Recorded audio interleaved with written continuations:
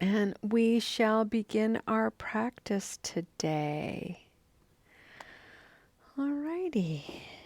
So let me show you the book that we are slowly going through. This is called Go Slowly, Breathe, and Smile. And this is the wisdom of Thich Nhat Hanh and the artwork of Roshane Ray. And so, what I'd like to do, these are just simple phrases, sentences by Thich Nhat Hanh, and then he gives a slight little explanation about it. And so, what I'd like to invite us all to do is to find a posture in the body that feels noble and at ease. And I'd like you to take a good couple of minutes to arrive fully in the body.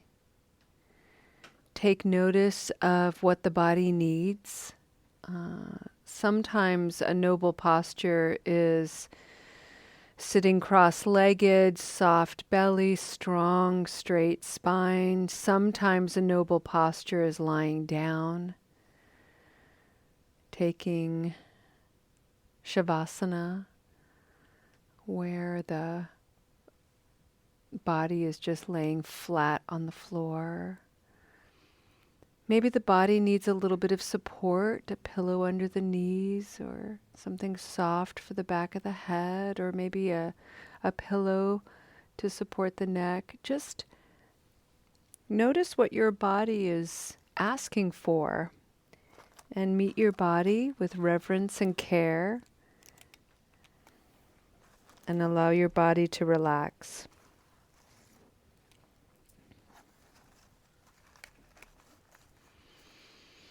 Take a couple deep breaths.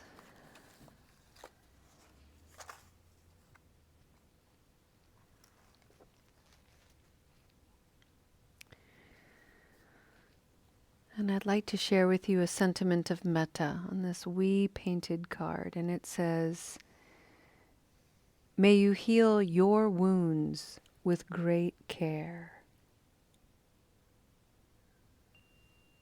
May you heal your wounds with great care.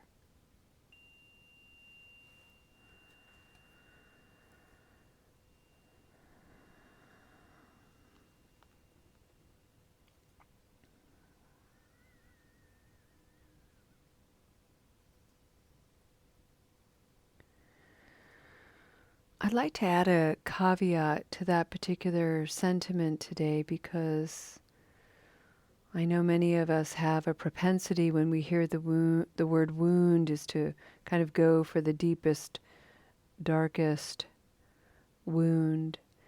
And I'd like to bring us more to the surface today. And I'd really like to invite you to concentrate your own wound care and healing care at the level of the skin. And as your day unfolds today, just take notice of the well-being and the hydration of your skin. Notice if there are any nicks and cuts, any blemishes, any dryness. And see if you can invite some time today to be dedicated to skincare. It is the largest organ of your body. It weathers a lot. It protects all of your organs from the naturally occurring bacteria and viruses that we're constantly being exposed to. And it really is this incredible armor that we have over our muscles and bones and blood vessels. And so our skin really deserves a lot of care. And so today, do some skincare. Stay well hydrated. Notice your touch. And may that serve you as an expression of of kindness.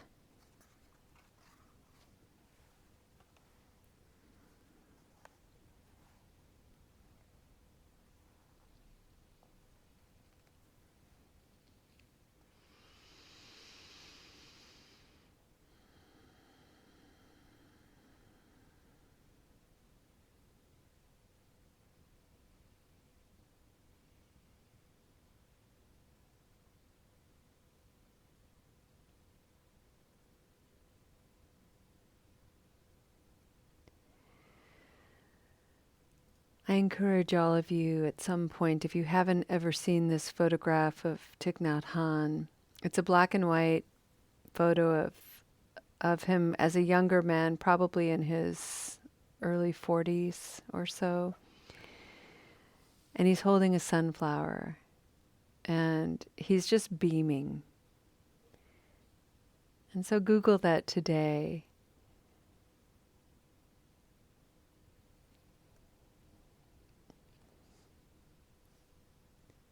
And I'm inviting you to do that in reflection to his words, his gift, really, in these words. He writes, I walk for you. You smile for me. We awaken together. I walk for you. You smile for me. We awaken together.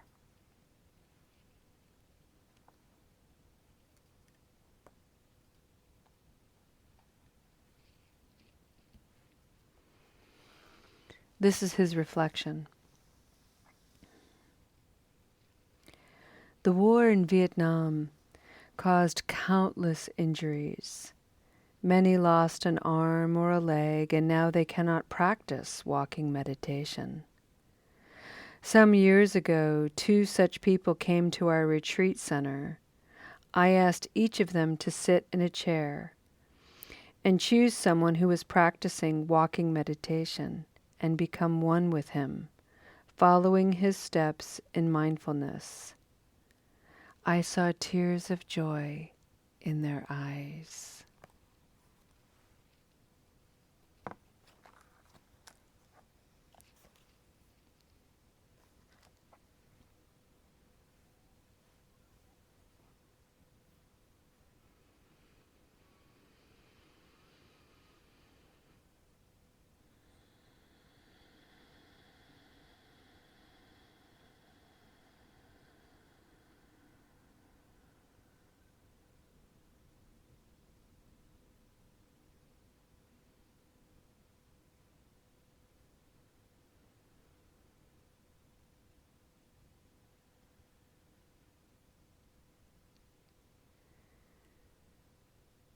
As you take in the sentiment of this wisdom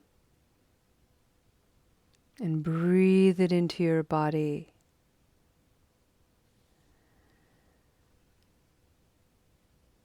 it is quite literal to remember that as you walk out the door of Soul Center today, or as you walk around your homes, for those of you who are online, you are walking for someone who can no longer walk.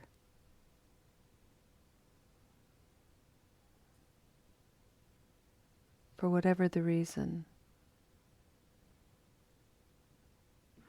And so it's just this extraordinary awareness to never take for granted, to always have that cultivation of gratitude for walking, not just for yourself, but by extension, you are walking on behalf of those who cannot. Just like today, we are breathing, and the ease with which we can breathe brings to mind those who are struggling. In this moment, someone has just given this life their very last sigh, and we are breathing that in. And may it inform and encourage and open the hearts of our own lives.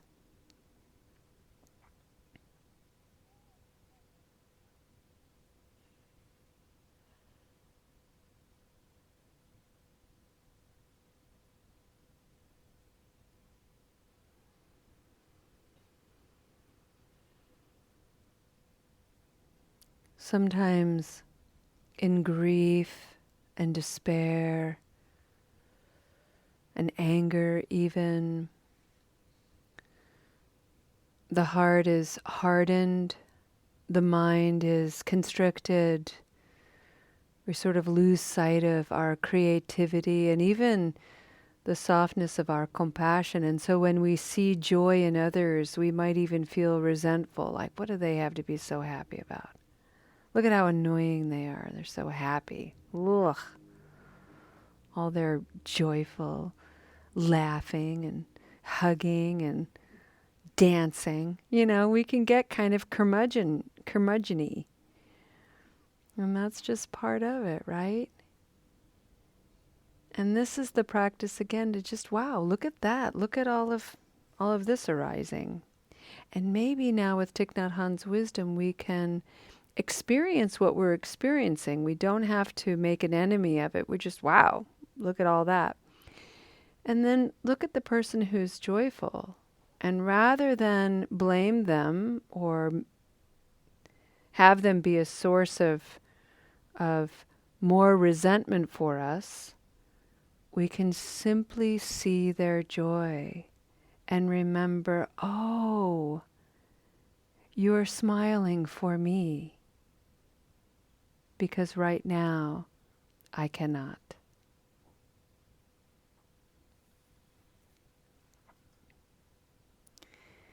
You hold my smile for me until my smile returns.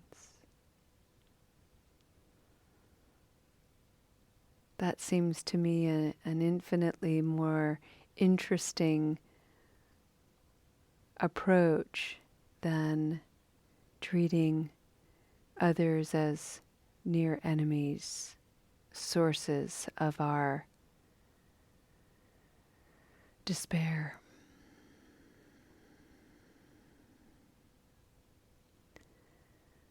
So let's take this in and remember that we are instruments of peace on behalf of others, and others are guardians of our joy and affection as well. Take this into the contemplative spaces of your minds and hearts and simply notice what you notice. Enjoy your practice.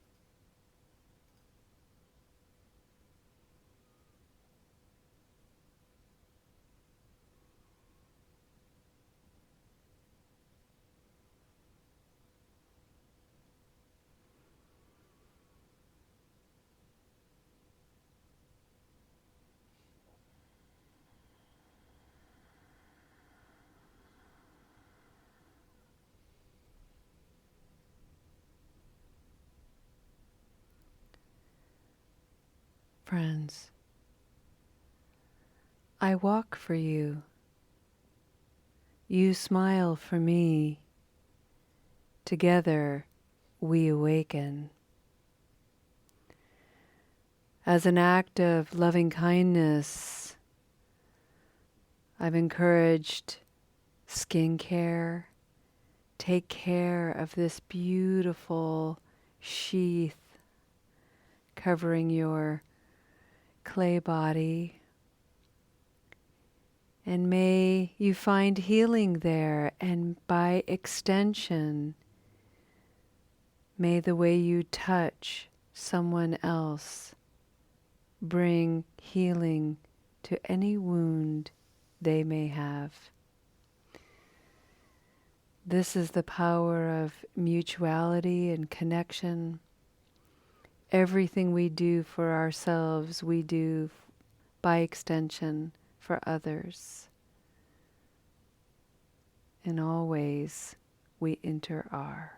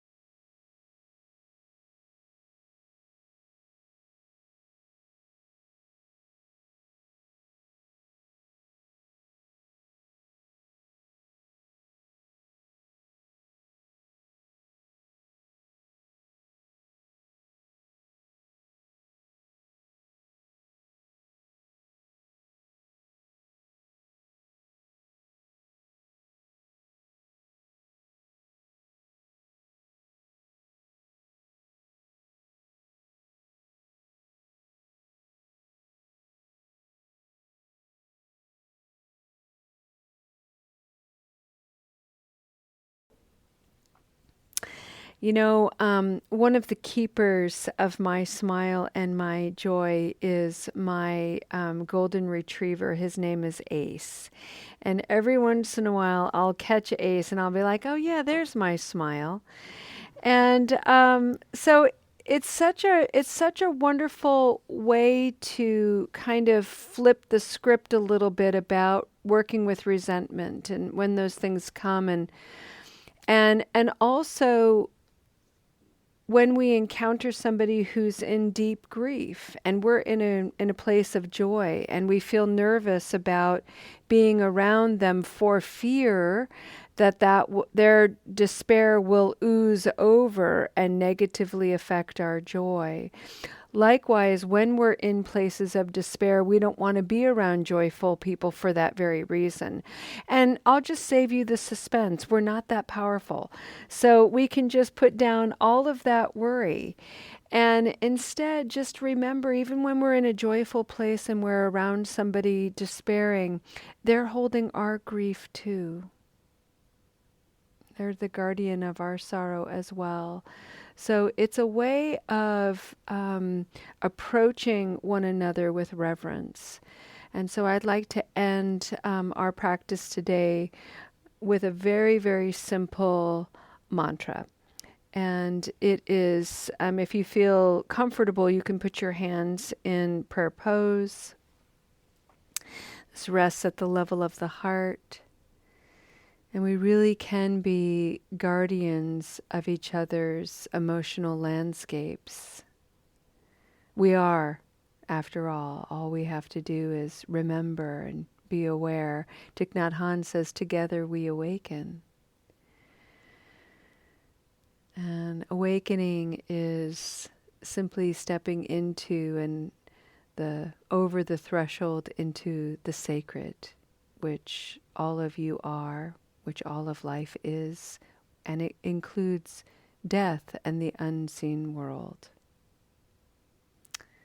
To the sacredness of you, I bow. Namaste.